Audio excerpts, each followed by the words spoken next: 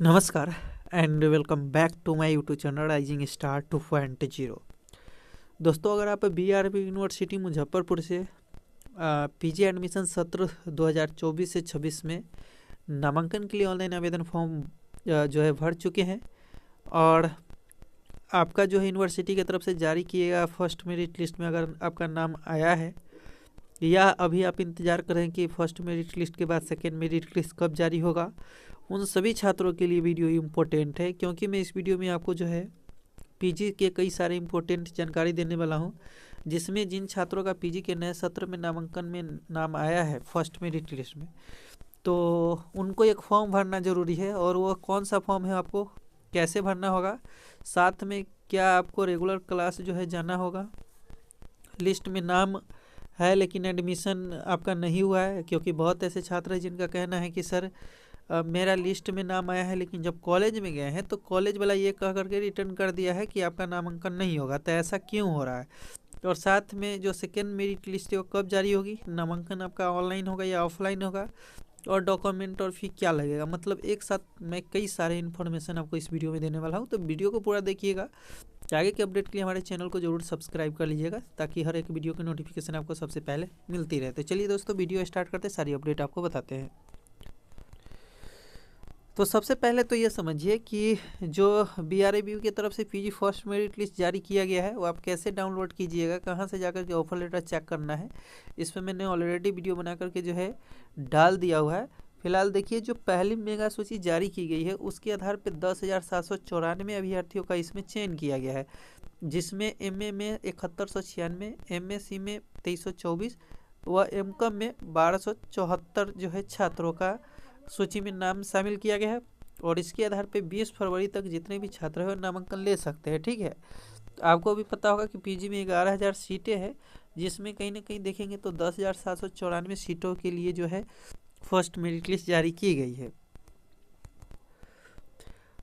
Documents आपको क्या क्या लगेगा सो समझिए। कहा गया कि पीजी एडमिशन जो है एमएससी एमकॉम जिन छात्र एवं छात्राओं का फर्स्ट मेरिट लिस्ट में नाम आया है वे सभी डॉक्यूमेंट्स तैयार जो है रखे।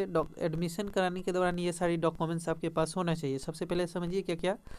पीजी अप्लाई वाला फॉर्म, यानी कि जो कॉमन एप्लीकेशन फॉर्म है, पार्ट 3 का मार्कशीट ऑनलाइन वाला, पंजीयन प्रमाण पत्र यानी कि रजिस्ट्रेशन स्लिप, 10th का मार्कशीट, CLC, एडमिट कार्ड, साथ में आधार कार्ड और कास्ट सर्टिफिकेट और 2 फोटो, ये सारे डॉक्यूमेंट्स आपके पास रिक्वायर्ड है। ठीक है, रहना चाहिए। अब देखिए, कहा गया है कि पीजी एडमिशन के लिए आप सभी को CLC कॉलेज लिविंग सर्टिफिकेट की ज़रूरत पड़ेगा। अभी आप सभी का ओरिजिनल मार्कशीट कॉलेज में नहीं भेजा गया है, इसलिए आप सभी को कॉलेज CLC नहीं देगा। आप लोग 15 दिन का अंडरटेकिंग यानी कि शपथ पत्र देकर अपना एडमिशन करा सकते हैं। अब चलिए बताते कि कौन सा फॉर्म आपको भरना होगा। तो देखिएगा, तो आप जब विद्यालय में जाएंगे अपना नामांकन करवाने में, महाविद्यालय में जिस भी कॉलेज में आपका नाम आया है, तो उसमें देखेंगे तो कहा गया कि स्नातकोत्तर प्रथम सेमेस्टर एवं तृतीय सेमेस्टर में औपबंधिक नामांकन हेतु छात्रों की व्यक्तित्व विवरणी पत्र। सबसे पहले देखिए, नामांकन की तिथि, वर्ग क्रमांक, दिनांक, सत्र और वर्ष। यहाँ पे एक फ़ोटो आपको जो है ले करके जाना होगा, इसलिए 2 फोटो आपसे लिया जा रहा है।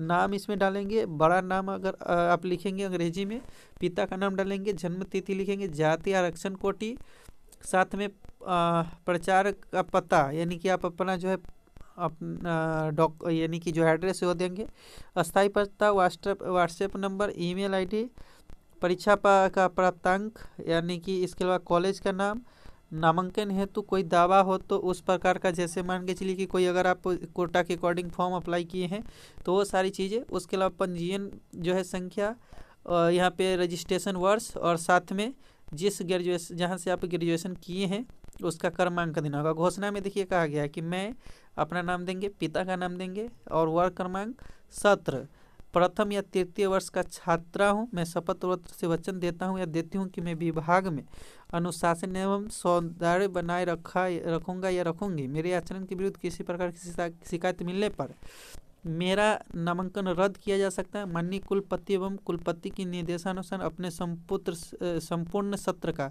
75% उपस्थिति अनिवार्य रूप से पूरा करूँगी। उपस्थिति नहीं होने पर मुझे परीक्षा में बैठने की अनुमति नहीं प्राप्त होगी। अब देखिए शपथ पत्र में ये था कि मैं अपना फादर्स नेम, आधार नंबर और शपथ पूर्वक कहता या कहती हूँ कि मेरे द्वारा नामांकन प्रस्तुत किया गया अंक पत्र एवं अमान्य प्रमाण पत्र सत्य है। मैं 75% उपस्थिति अनिवार्यता को पूरा करूंगा या करूंगी। मैंने सत्र में अन्य कोर्स में नामांकन नहीं लिया है। यदि इनमें विषमता पाई गई तो मेरा नामांकन रद्द करते हुए मुझ पर कार्रवाई किया जाए। तो सबसे पहली बात, तो अगर आप पीजी रेगुलर से अभी कर रहे हैं तो इसके साथ आप दूसरा कोई रेगुलर डिग्री का कोर्स नहीं कर सकते हैं ना, नहीं तो आपकी नामांकन रद्द हो जाएगी और इसका वैल्यू जो है नहीं होगा। साथ में जो क्लास की बात है वो आपको 75% अटेंडेंस लिया जाएगा। मतलब आपको क्लास जो है रेगुलर नहीं तो कम से कम महीना में आपको 10 दिन 15 दिन जा करके क्लास करना पड़ेगा, ये आप ध्यान रखिएगा। चाहे आप जो है मतलब अल्टरनेटिव अगर आपका क्लास होता है तो हफ्ता में 2 से 3 दिन भी जाना पड़ सकता है, वो भी जो है 2 से 3 घंटे के लिए, हमेशा के लिए नहीं, ठीक है। तो ये शपथ पत्र आपको भरना पड़ेगा। साथ में आप दूसरा कोर्स साथ में नहीं कर सकते हैं और ख़ास करके डॉक्यूमेंट्स भी अगर आपके पास नहीं है तो उसमें भी यही शपथ पत्र आपको भरना पड़ेगा।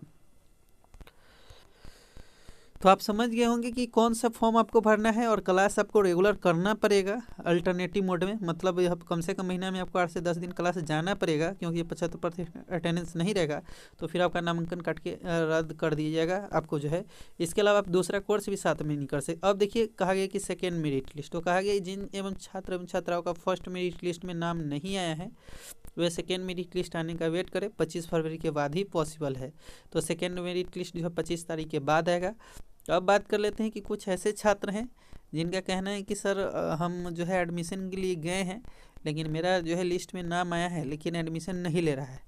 तो इसके पीछे रीज़न क्या है? तो दोस्तों मैंने भी कई सारे स्टूडेंट से कनेक्ट किया है तो उनका कहना है कि कॉलेज वाले ये कहते हैं कि जिस सब्सिडी पेपर से आप फॉर्म अप्लाई किए हैं उसके आधार पे आपका नामांकन बाद में होगा। मतलब कि पहले उसके अकॉर्डिंग जो भी छात्र और नर्स के लिए अप्लाई किए हैं और उसके आधार पे जितने भी मेरिट लिस्ट जारी किए जाएंगे उसके बाद अगर सीटें बचती है तो आपका सब्सिडी से जो है अप्लाई होगा। तो देखिए ये कॉलेज के ऊपर है, यूनिवर्सिटी ने ऐसा कोई गाइडलाइंस जारी नहीं किया गया था, ये कॉलेज अपने तरफ से कर रही है। तो हो सकता है कि आपके कॉलेज में ये दिक्कतें हो।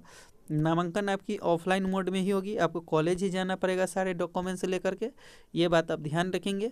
और अगर आपका नामांकन नहीं लेता है लिस्ट में आने के नाम आने के बावजूद भी तो आपको वेट करना पड़ेगा, दूसरा आपके पास कोई चांस नहीं है।